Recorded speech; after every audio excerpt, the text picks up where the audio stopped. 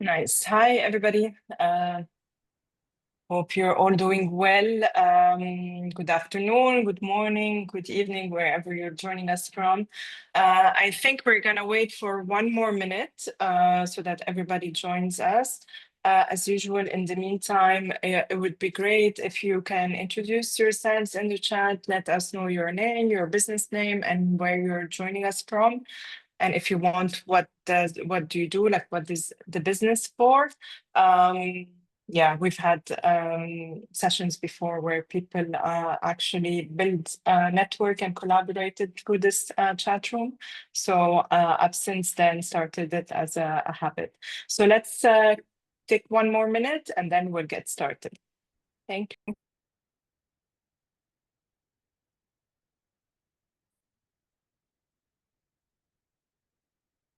There are still people in the waiting room. Are they automatically let in or? Letting them in automatically, but I think all of the AI related people or bots are not being able to join. Okay. Let's see.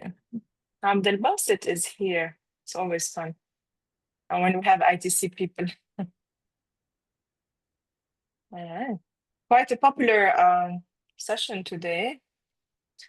I think we can start. I'll keep admitting people, of course, as they show up, sorry. So thank you everybody for joining today. I'm happy to see that there is a high request or high interest in this session. Usually we do most of the sessions that we do them basically on product related businesses. So this is why we're very happy that you're all interested in this. So we have today a webinar basically on how to productize your service. The main aim is that usually people who are service-based businesses really rely on what we call selling your time and are not able to scale. And I think this is like the main issue people have in this limitation of growth and income. So that's why we have today Adni.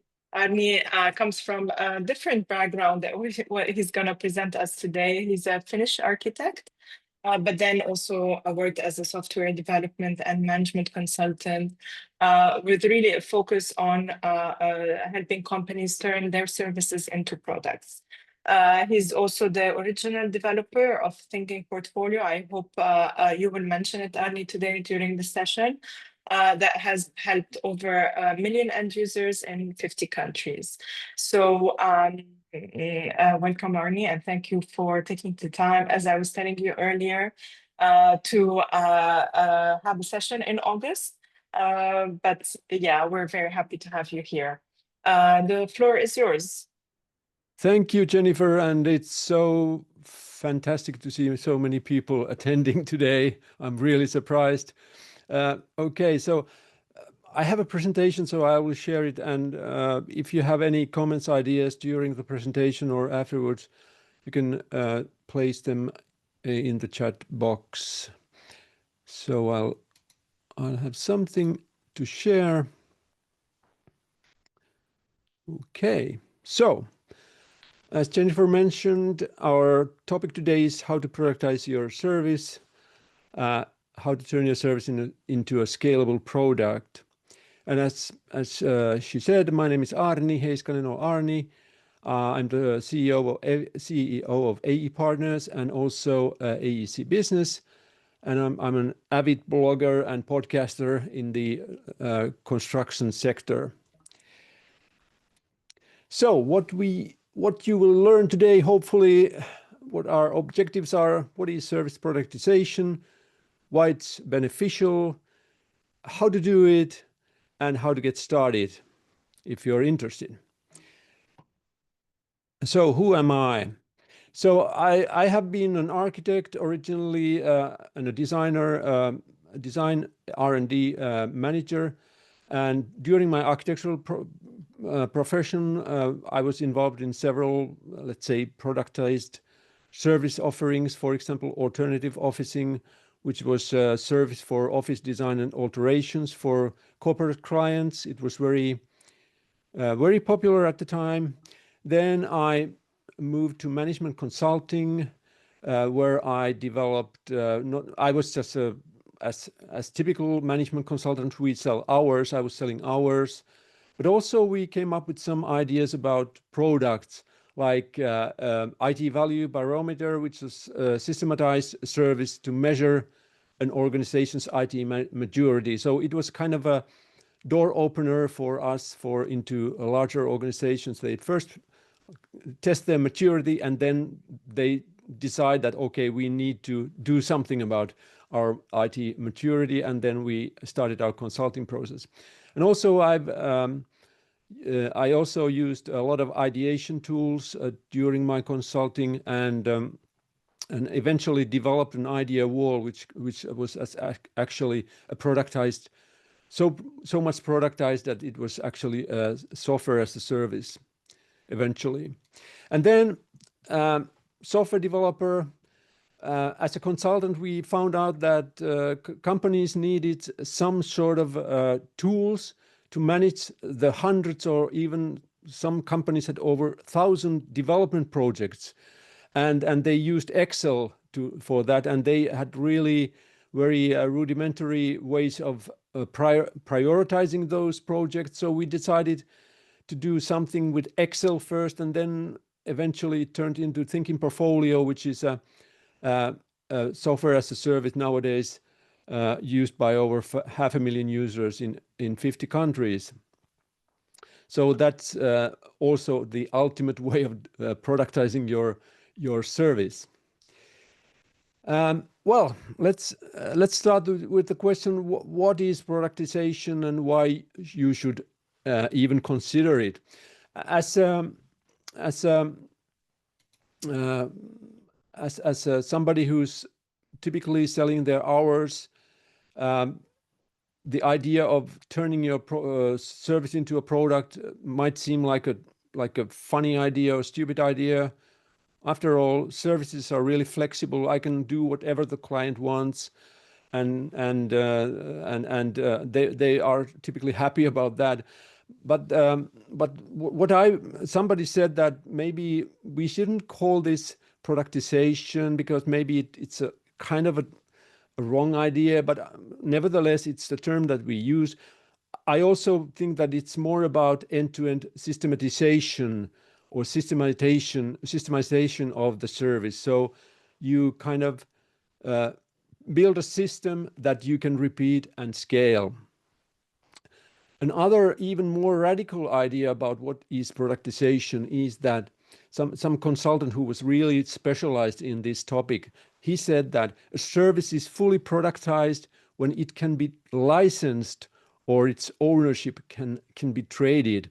So in other words, if you have a service and one day maybe you want to move on and do something else, or you want an exit from your company or your service business, what do you have to sell? Actually, you have maybe you have a team and they do very custom work.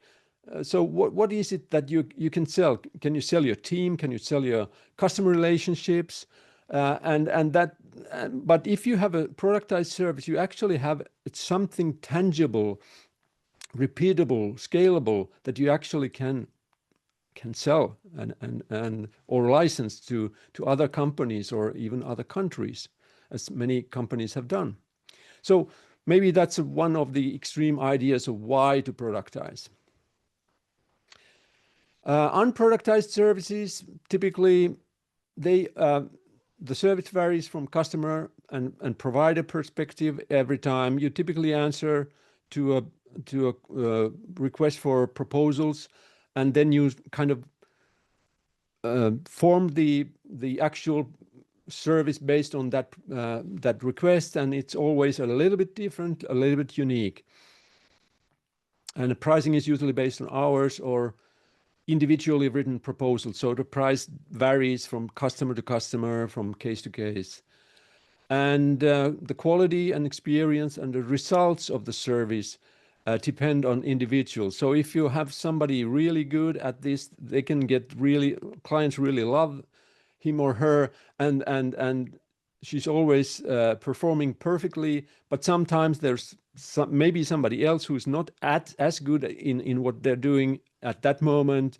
So the service experience might not be as fantastic as the client expects. And the scaling is challenged.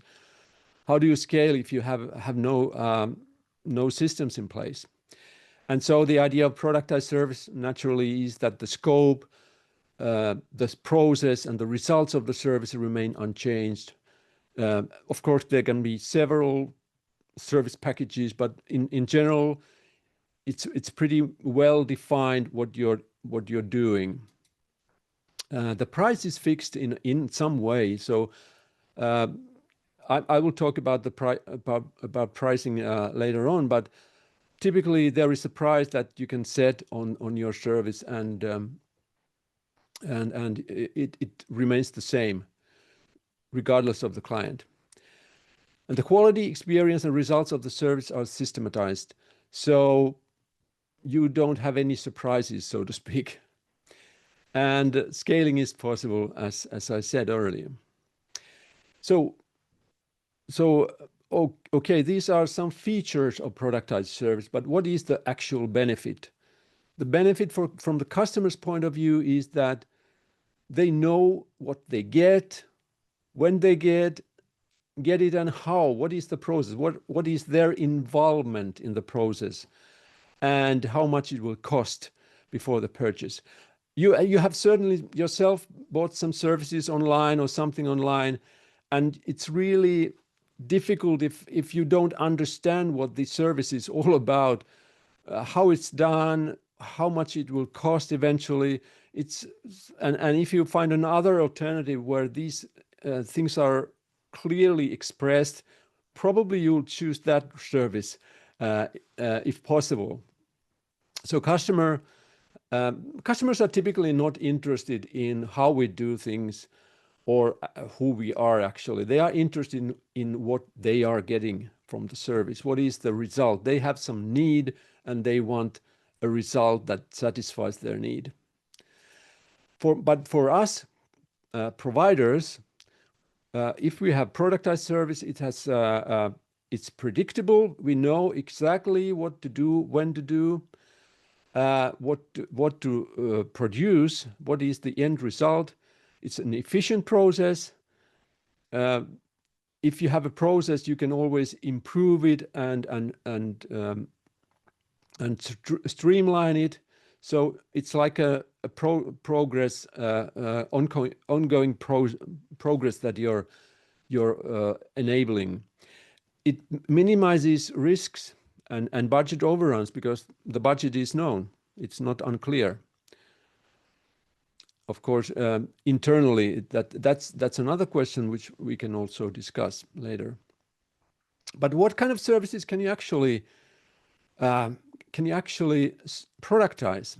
I would say that I've seen all sorts of services. Basically, anything can be productized, even creative services like ad agencies or let's say social media, content creation, or consulting. Management consulting can be productized. And today we are in a situation where we have so many tools available and so much information available that we can easily learn how to do this and also use those tools to enhance our services. So this is a really good time for developing services. But on the other hand, as everybody knows, we have AI, we have ChatGPT, we have Gemini, we have Perplexity, we have Claude, and so on. So there's a pressure and impression that maybe some of these services will be done by AI in the future. I'm not sure about that totally, but anyway, that's something that we have to think, because always the client also has this idea in their mind that, for example, if I'm a content producer, if I write for clients some content, will they use my services in the future, or will they just ask ChatGPT to write the article for them? that's something to consider, and consider what is your strength that you can do more than just the AI. Some examples of productized services. These are just some. These are not. I'm not saying that these are great, but just to give an idea. For example, this is a company called 180 Sites, and they are doing something that is, I would say, really commoditized nowadays: web design. I don't know how many web designers there are in the world, maybe hundreds of thousands or millions, I don't know. But anyway, how they have how they are marketing their service, how they have specialized, is that they make the best websites for the home service industry. So they have chosen a certain niche in all the companies around the globe, home services, and they are specializing in that. I think they have some special knowledge about that, and then they can know what kind of websites the clients need, and they have productized this service. So this is just it's very important when you're productizing services to think about the niche that you want to be in. So, for example, in this case, they have a clearly defined niche. I don't know if they have services for other industries as well, and websites and landing pages. But anyway, this is just an example of, I think, a good idea. Actually, I read somewhere that this company has 500 customers, generating almost 1 million in annual recurring revenue. I think that's fantastic. Okay, there's another totally other experience. Customer testimonials. I know, as a consultant and a software developer, it's really difficult to get customer testimonials, and especially if you want to do it on video. And this company, Testimonial Hero, they have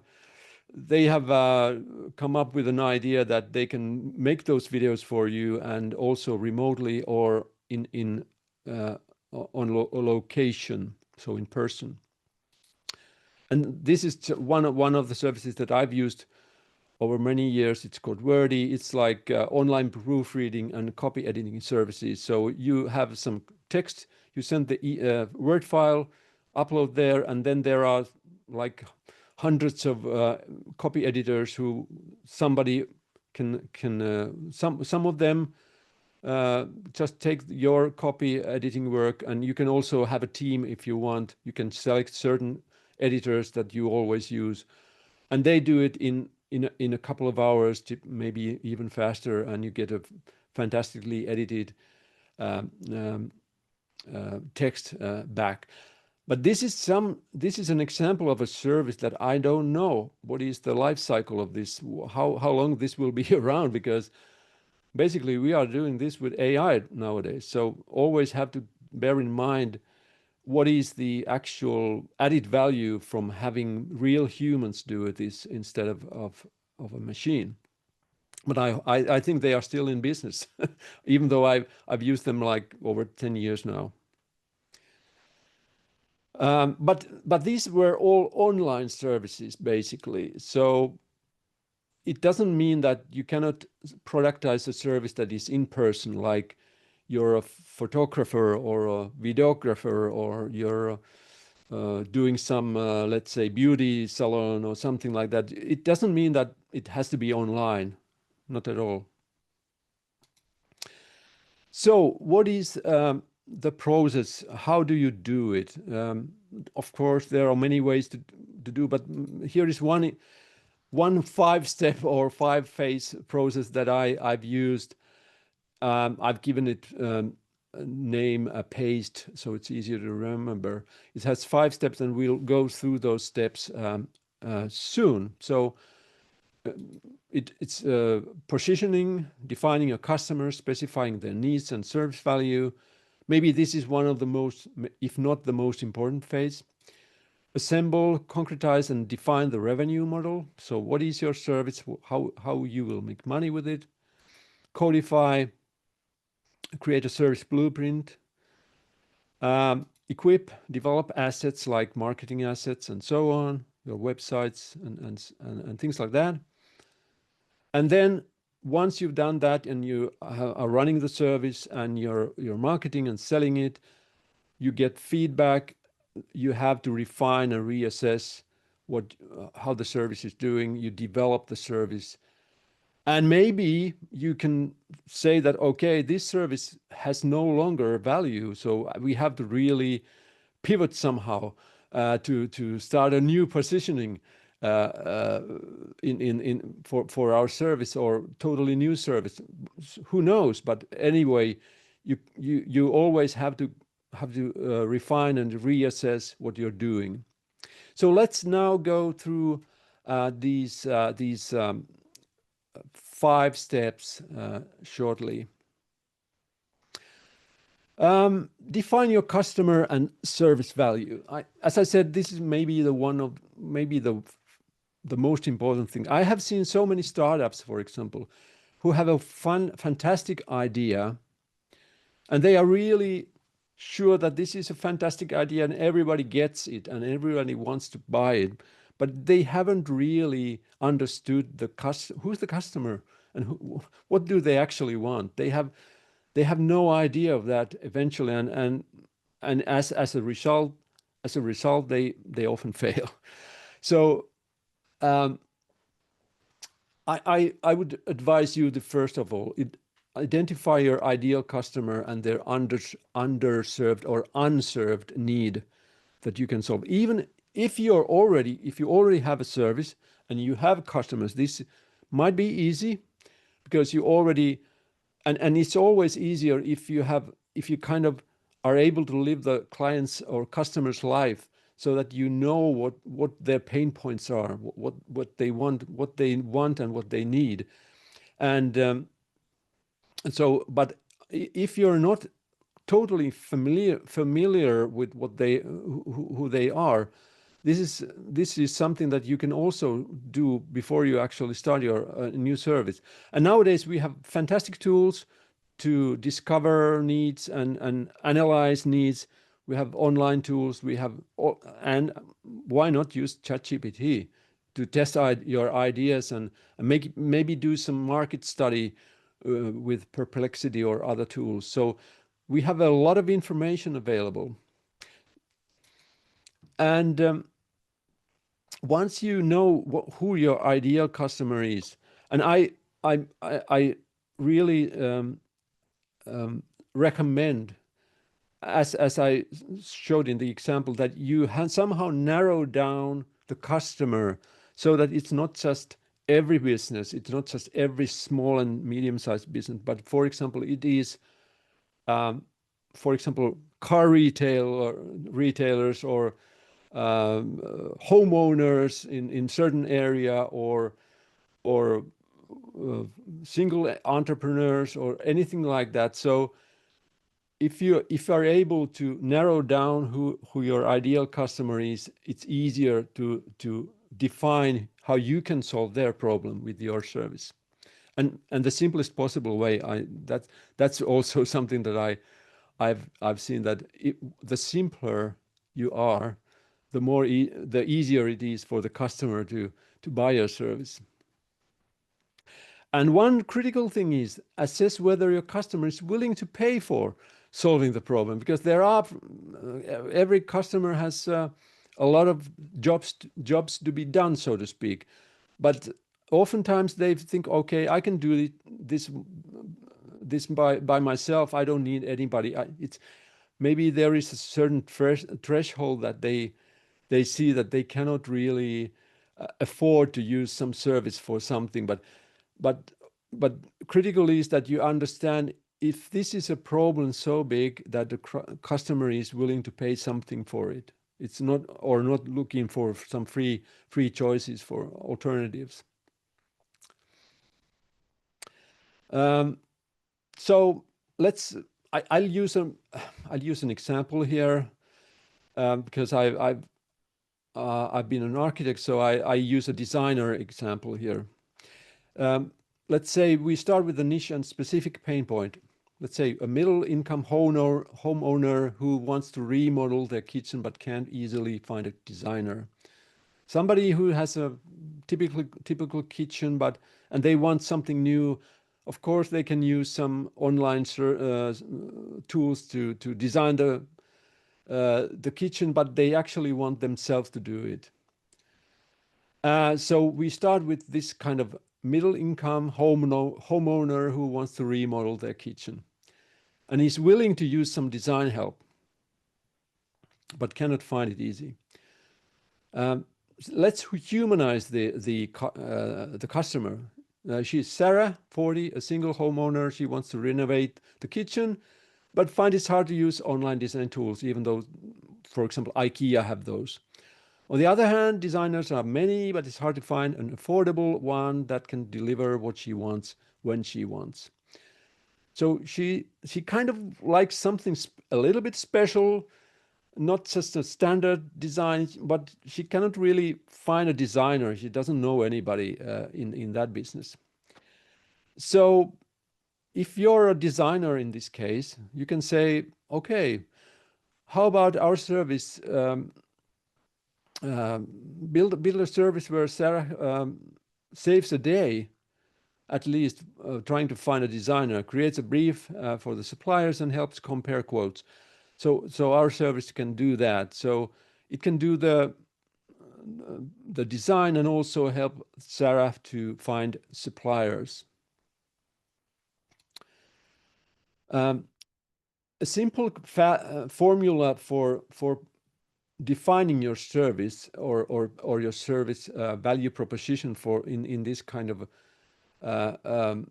setting is that you can this is a formula. We help the kind of customer like name whose main desire or problem is something so that they can get certain benefits. And I'll use this example here with Sarah. We help homeowners like Sarah who wants their dream kitchen but don't know where to start, so they can confidently brief suppliers and compare quotes and get the kitchen they've always dreamed of.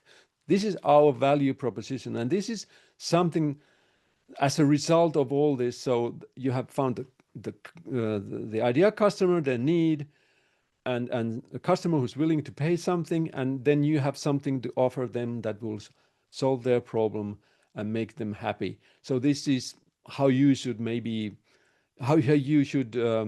define what you're doing for whom, and this is pretty simple formula that I think is fantastic. But yeah, as I said, the acid test question finally is there evidence that the customer is willing to pay for this service?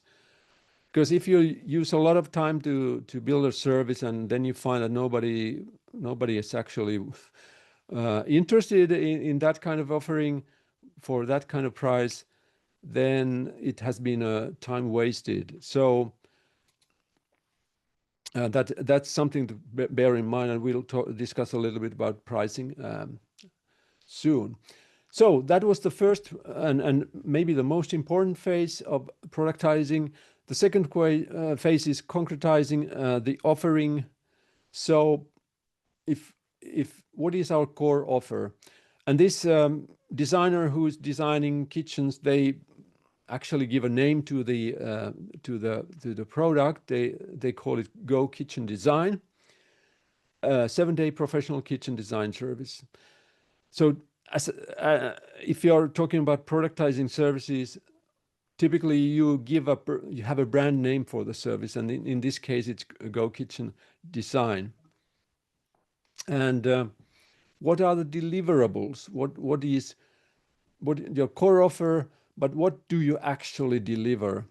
In this case, it can be media assets, reports, code, contacts, documents, and so on.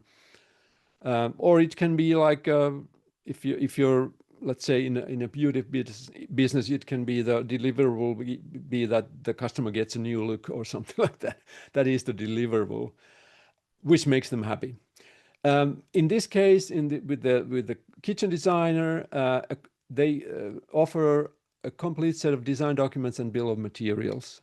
And bill of materials means the list of all the components that the kitchen is made of.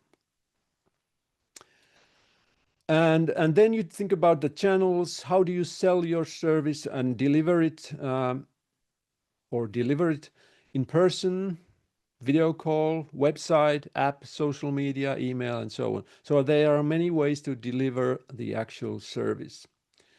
In this case, with the Go Kitchen Design, it is a self-service website and a consulting call. So the client or customer can start the process on a website, and then it moves on, and there will be an actual call with the client during the process. And also, when you have the product defined, you should define how you make money with it. And there are many ways to get money from productized services. One of the simplest one is a flat one-time fee. So there is like for example, if you're for example edit videos, it's X number of dollars per video, for example. It can be a flat fee with options. So there's basic price, and then there are options that, for example, if you buy a car ever, they have a fee. They have a price that they advertise, and when you actually start buying the car, you notice that, okay, I need these and these options. So eventually the car will be much more, let's say, much more expensive than you expected originally. Tiered is like we have a basic model, we have an advanced model, and a pro model. A monthly subscription. This is something that many companies do. For example, they provide a certain number of things per month, and they have a monthly subscription price. I have used this myself oftentimes, or usage page.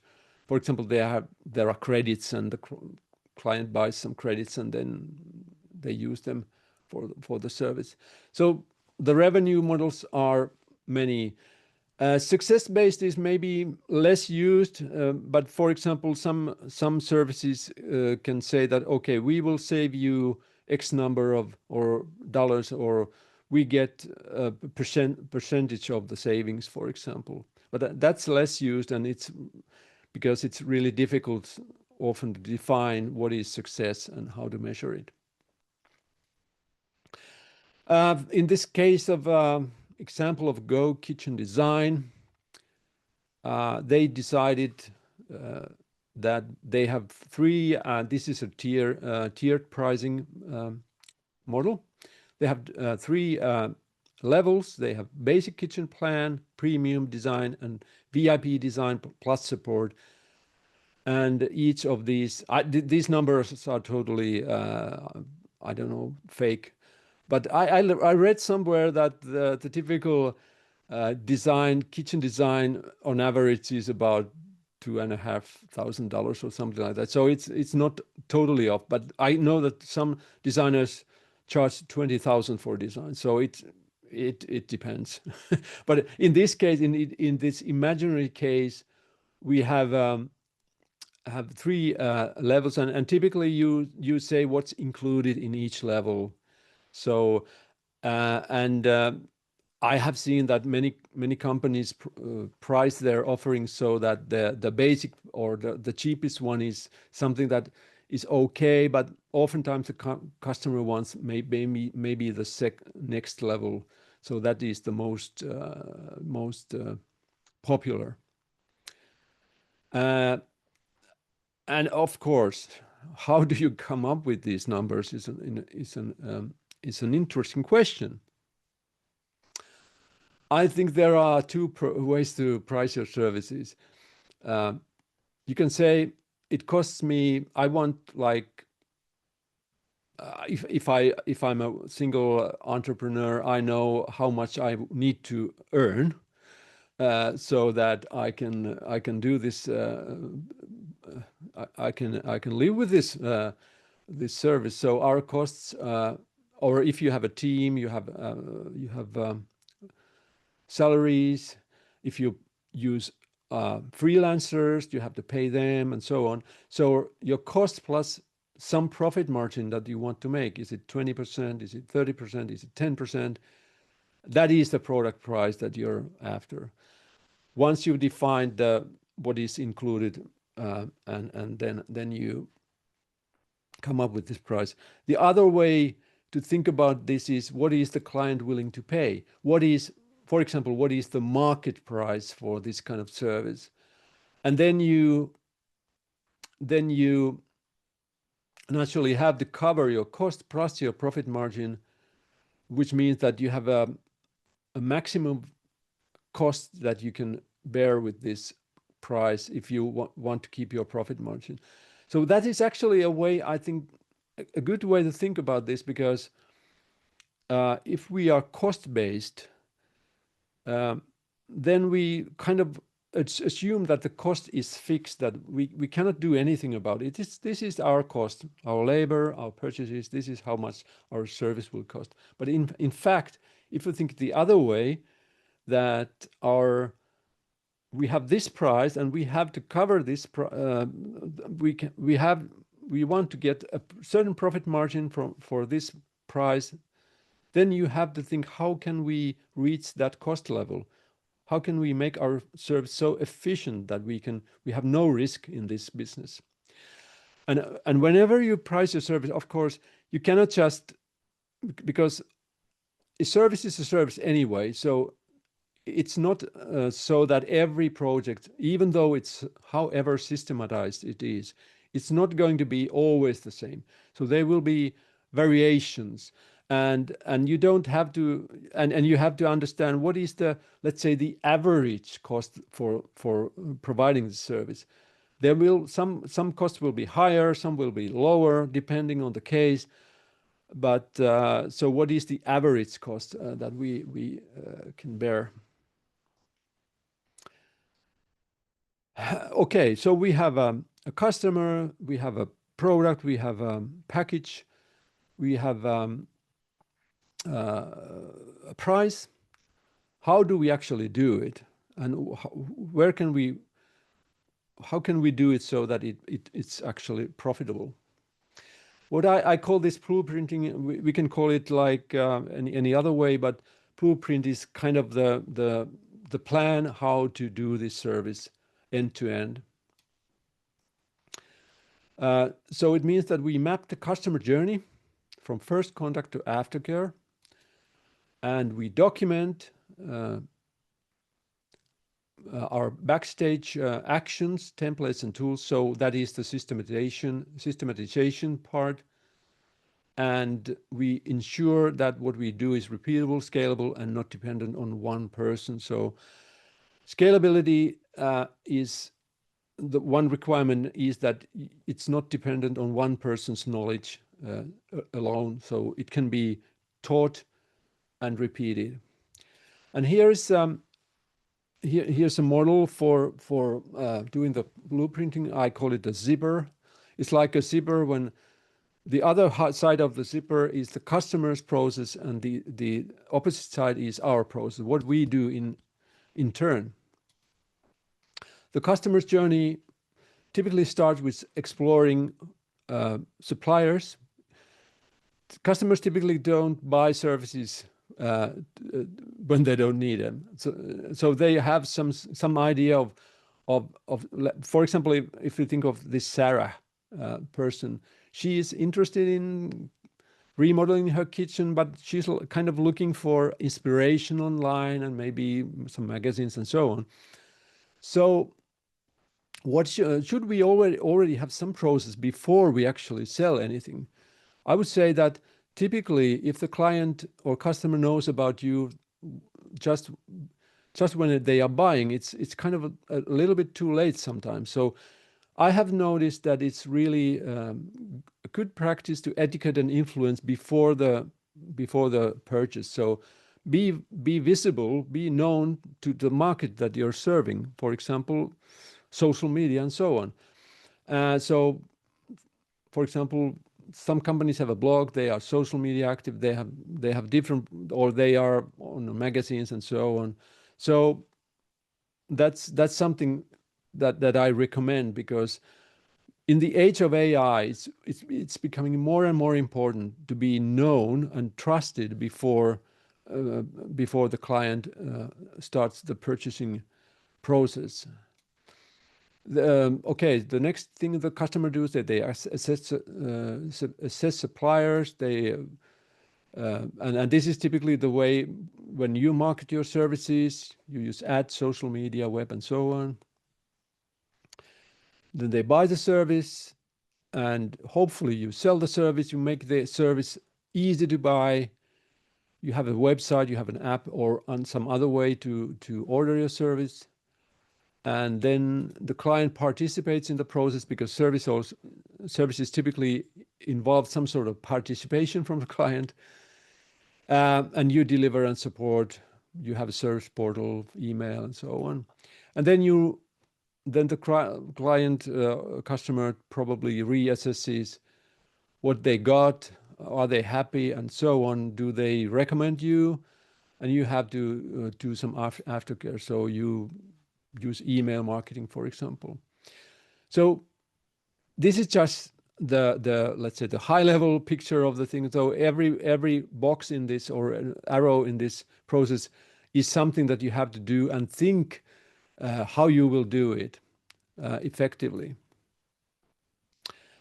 And these things in the middle are so-called touch points, where you touch the client, so to speak, or the client touches your service. And what you have is behind the service, let's say back office actions. You have procedures, automations, tools, and databases, files. This is the really important part, where you systematize all this. And when you build a system like this, then you know it's like it is a product that you actually produce every time there is a new customer. Some people talk about standard operating procedures, or SOPs. So whenever you do something like this, you document each task of the service workflow. And nowadays it's easier, for example, to record videos of what you're doing, and then teaching your team that way. You can use use automation and templates whenever possible for this service. Utilize AI as an assistant. Okay, then there's building your assets, which means that you build your marketing materials, social media assets, the visible service elements, landing page, ordering, support, feedback, deliverables, and so on. What is the tangible? What is the client sees of your service? What is the shop of your service, so to speak? But these are things that I'm not going to discuss more, because this is a totally different discussion about all this, how this will be, how to do this, and how to market your service. But maybe one idea in your marketing should be that, because, as I said, we have AI, we have so many, and there's so many service providers around the globe. So you have to somehow stand out, and maybe this kind of idea, this kind of formula again, is something that you should think about. That our offering is the only in this category that does something differently. So, for example, and this is by Martin Neumeyer, who's a really good brand guru. For example, Go Kitchen Design is the only online kitchen design with pro designers, a simple fat fee, and 7-day turnaround. If you can formulate your service in offering in this way, then you can, all your communication should be around this idea, and this helps you focus on your marketing. And finally, measure and improve. Track performance, customer satisfaction, gather feedback, testimonials, because people love testimonials. So that's something that you should really And I can say that it's actually pretty difficult, but whenever I've asked for testimonials, the clients have been happy to give them. So don't be too shy. And evolve and stay competitive and relevant. So that was in nutshell the process and how to get started. Well, if you have some sort of an idea of the process, it doesn't mean that you have to build it to completely get started.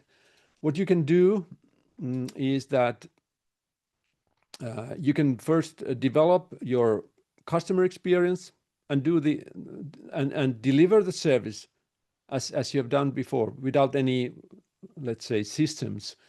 Or you can systematize your back office actions, even though you don't really yet offer a product for the productized service for the customer. The next step is that you combine these and this customer experience and back office. This is the real productization. And maybe finally you redesign the way you deliver the service or deliver a new kind of service. Maybe this is the next step in the future. So you can test market the service before doing the full-blown productization, create a landing page. For example, it's easier now I actually did a landing page for this imaginary kitchen design service. It took about 2 minutes with AI. Identify 1 or 2 pilot customers and invite them to test service and document everything so that you can systematize the final product and collect their feedback and testimonials, hopefully, and decide then if this is something that you want to do. So to conclude, this is what the final product could be, this kind of your dream kitchen design in 7 days. A landing page would invite pilot users or pilot customers. So it looks like it's productized, even though you haven't really built the systems yet, but you can test market it and offer the service and see how it goes and if it's worth before investing too much time in the final, in doing all the refinements of the product. So that is an easy way to start. It's pretty easy nowadays. Okay, so I have now talked about maybe too long already. So if you have any questions or comments, I'm happy to answer. Thank you so much. No, it wasn't too long. I think it was absolutely very interesting, and I love the fact that you used a kitchen design example, just because I mean, it's easy to think in terms of productization on things that are close to product or can be turned into a product. But yeah, definitely a kitchen design is something that is 100% a service. Before I move to questions, just a reminder, everybody, you can have your question, you can type your question in the chat. But before I move to that, as if you're attended sessions before, you know that this is the time we usually give our poll. It's a pop-up that's going to come on your screen. It's basically 6 questions that take less than a minute to complete. So please take a few minutes or seconds in that case to complete it while Annie takes a moment to breathe, and then we'll start with the questions. Also, don't forget to add questions in the chat if you have one. I think I'm gonna go back to the original. I've seen someone had 3 questions. I was hoping that maybe we've answered them by now. Shall we start with the question? No, that's fine if I can only if I can answer them. Yeah, of course you can. That's why we're here. Yeah. Okay, so how can service productization work for complex, high-touch offerings like strategic consulting or project engineering?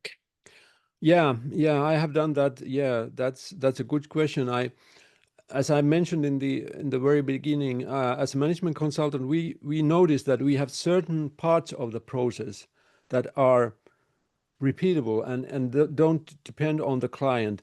So we built surveys and tools to measure, for example, maturity, tools to interview people. We had a really, let's say, well-formed interview system, and the workshops we did. For example, I remember I have several clients with workshops, and we actually did productize the workshop so that they were like mini products. Each workshop was a product which with a certain input, certain attendance, and certain output. So we can say that in this process we had like mini products within that very, let's say, complex service. So the whole service wasn't productized, but many parts, if not all the parts, were like mini products. That's one way of doing it. Okay, so that takes me to the second question, also from the same participant. How do you balance customization and standardization when packaging a service? Well, maybe the idea of the productized service in general is that you wouldn't customize it too much. But if you have some parameters, for example, that different, maybe if it's a small company or a bigger company or a small, or the need is locally different in different countries, maybe in that case, I would offer the basic services and then have some options or alternative add-ons in a way to configure the service. So that's maybe because if you start too much, let's say, customizing the final product, that's maybe then why productize it? I don't know. maybe that's so customized that it doesn't make sense to productize the whole thing. Yeah. But so I'm not saying, maybe there are services that are easier and some are not as easy to productize. But I would say that every service has some part, maybe 50 or 70% that can be productized, and maybe then the rest will be like customized and based on hours, for example. That's So one way of doing it. if you'll allow me, that's a little bit my question here. So for example, in the Go Kitchen, Go Design service, would you have put a limit on the size of the kitchen? You would say like up to, I don't know, 20 square meters or whatever it is, Yeah. space, or Yeah, I would say that, yeah, that's a good question. I was also thinking about, as I said, some kitchen designs cost $500, some cost $20,000. So there has to be some scope. So the idea, which I didn't go deep into, was that we would say that, okay, this kitchen we use standard products for. We don't do tailored kitchen, so that the cabinets, the doors, everything is like a catalog products. So maybe yeah. that's one way of scoping it, so that the client doesn't expect that we do whole thing from scratch. So it's maybe you have to define the scope. Yeah, that's really good question and really important thing that the client. So one of the things with productized services is that the client expectations and what you sell meet. So they don't expect too much or too little from your service. Of course, it's always good to surprise the client and positively. But anyway, the management of expectations is maybe something that you have to be careful with. That's a good point. So in that case, for example, again with the co-design, we would say like you would have, I don't know, 2 iteration of feedback before we validate the kitchen model and then proceed, because that's also an issue that would, for example, potentially delay the approved design and then delay the delivery of the final product, and then also the payment. So there should be some parameters that are set from the beginning to manage that expectation from the client. That is correct. Yeah. Right. I have one. That brings me to Virginia's question here. So if you are a management consultant or, for example, a financial auditor, will productizing your service not lead to overcharging small clients and undercharging big clients? Since in one of the pricing model you proposed, we would have ignored the time taken to accomplish the job.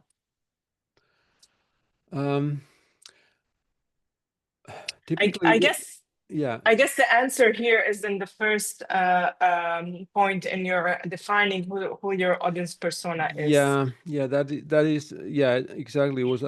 And also, if you have done this like auditing for a while, and you know that for a certain size of customer, it's like this, and for another it's like this. It takes this much time and effort. So you have some idea, hopefully, before you set the price. But as I said, maybe you should first try out with a couple of clients or customers to find out if this idea works and how you will have to tweak it to make it work. So, because you don't really know sometimes how it will go, and one of the, as I mentioned, one of the benefits is the risk management from your side. So you have to be really careful about what are the risks from my side. Is there something that suddenly a client comes up with something that we wasn't discussed originally? So maybe you have to have a contract that you, as one of those assets, as I mentioned, a contract form which states clearly what you're going to do and what's included. And if something is not included, for example, you can then say, okay, this extra steps or extra assets, they cost this and this much. So you may say, for example, we have an accountant who charges by the number of document or receipts that they have to process. So they have a certain number of certain limits. This is price limit 1, tier 2, tier 3, based on the number of receipts that they have to process. It's a fair pricing. I have also an interesting question from a participant. Basically, is what he's saying. I'm into sign language training for middle schoolers. Do you think I should be able to productize this? Yeah. Tricky. Yeah. Maybe if you start thinking about what are some things that are always common in this kind of situation, and what is something that you always do the same way, and then there's a certain amount, like maybe 70% of what you do is the same way you do it every time, and then 30% is something that is variable. Maybe if you can think about the 70%, what if that is your product, and then you have something on top of that. But yeah, that's a good question. But as I said, if you have like 10 customers or 100 or 1,000 customers, eventually you will see that when you have enough customers, they kind of even out. Some customers take more time than predicted, and some take less, but there is an average somewhere. So you can, for example, for pricing, you can think about the average price and then use that. Okay, so Olawumi, the person who asked the question, is saying teaching sign language to clients. I'm not sure if he meant instead of middle schoolers, but I think that would be basically the same approach. I think also he asked if there is an app or template we can follow. I think you can follow the Paste, was it called Paste or Yeah, Paste? paste. Yeah. Paste that is in the presentation. I think my last question that is a little bit not related, but would be interesting to get your thoughts on. Indu is saying that getting basically testimonials has been challenging for her as she has personal brands. And they are reluctant to give testimonials. And they prefer to do an NDA for the work. Any idea on how I can navigate this and get some good testimonials that clients would be happy to share? Yeah, that's that is not atypical. I think it is challenging. Sometimes I have used like a person, a title, and the kind of company or organization that they are in. So not revealing the actual person or client. But whenever I want a testimonial, I typically send the client like a suggestion. This is this is the, you could you say this about my service? And then they typically say, okay, this sounds good, or maybe they have some small edits, and then you don't have to make the process as easy for them and as risk-free from them as possible. Sometimes it means that you cannot mention the name of the company or the person, but maybe you can mention the role and maybe the kind of company or organization they are, like a ministry or software development international software development company or something like that. So it doesn't, but always get their approval first, naturally. Okay, Jennifer. Yeah, I think that covers our questions and our time for today. Again, thank you so much for your time, and for everybody who asked. We will be sharing the recording in a couple of days on the Ecom Connect platform. Thank you. Thank you very much, everybody. It was a pleasure, and I hope you get something out of this. I'm really happy to have met you virtually. Thank you. Bye. Okay, bye-bye. Goodbye. Sorry. Gracias.